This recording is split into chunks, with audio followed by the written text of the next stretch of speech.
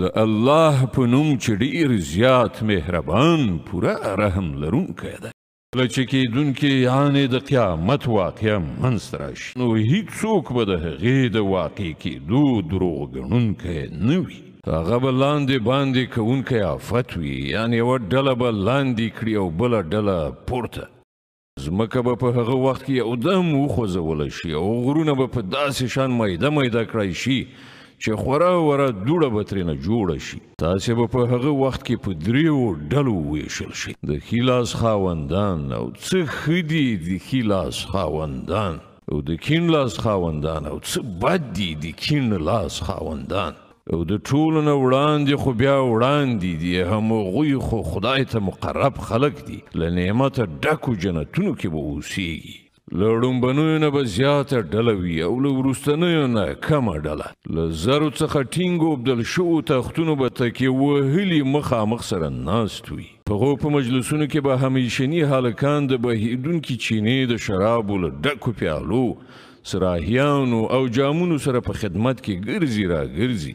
چې د هغو په څښلو سره به نه د هغو سر وګرځي نه به یې په اعصابو کې خرابي پیدا شي. او د هغو مخې ته به هغوی راز راز خوندورې میوې وړاندې کړي چې کومې خوښې وي غوره یې کړي، او د مرغانو غوښې به ورته وړاندې کړي چې د کوم مارغې یې خوښه وي استعمال یې کړي. او د هغو لپاره به د ښایسته سترګو خاوندانې حورې وي، داسې ښکلې لکه پټې ساتل شوې مرغلرې.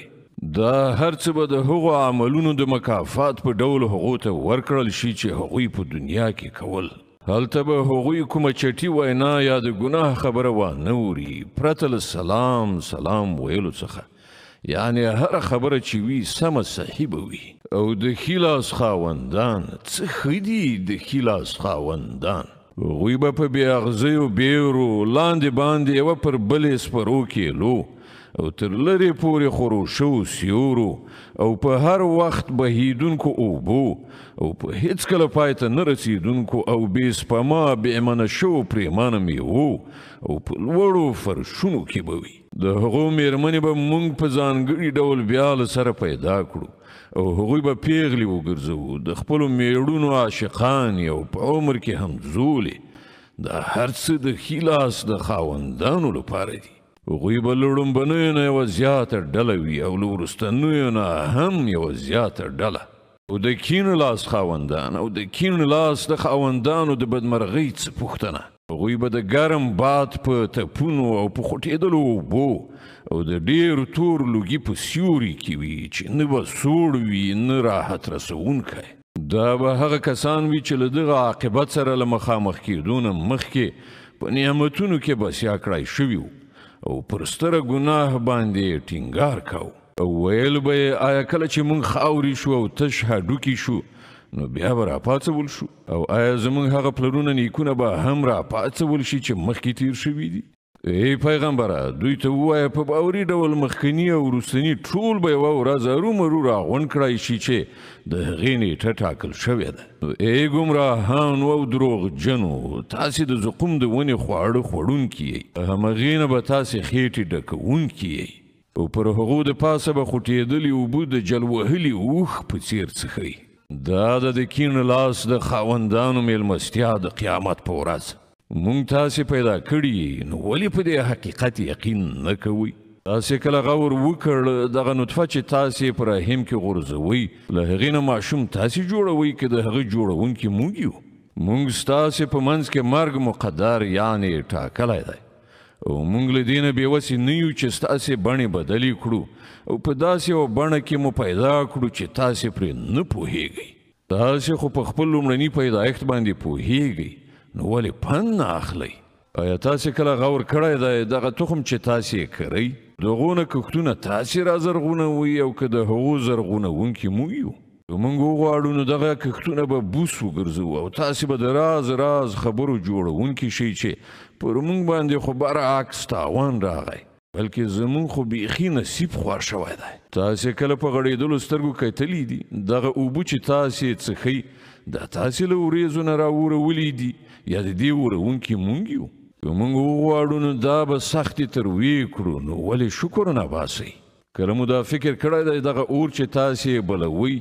د دې ونه تاسې پیدا کړې ده او که د هغې پیدا کوونکي مونږ یو مونږ هغه د در په زړه کولو وسیله او د اړو کسانو لپاره د ژوند متاع ګرځولې ده نو ای پیغمبره د خپل عظیم پروردګار نوم په پاکۍ سره یاد کړه نو نه زه د ستورو په ځایونو باندې قسم خورم او که وپوهېږئ نو دا ډېر لوی قسم دی دا یو لوړ مقامی قرآن دی په محفوظ کتاب کې ثبت هغه دې نه مسح کوي مګر پاک خلک یعنې په اوداسه سره دا د عالمیانو پروردګار نازل کړی دی آیا له دغه کلام سره تاسې بې اعتنایي کوئ او په دغه نعمت کې تاسې خپله برخه دا ټاکلې ده چې دروغ یې ګڼئ اوس که تاسې د چا محکوم نه یې او په خپلې دغې انګېرنه کې رښتونی یې نو کله چې د مړه کېدونکي ساه ستوني ته رارسېدلي وي او تاسې په سترګو کتونکي چې هغه مړ کېږي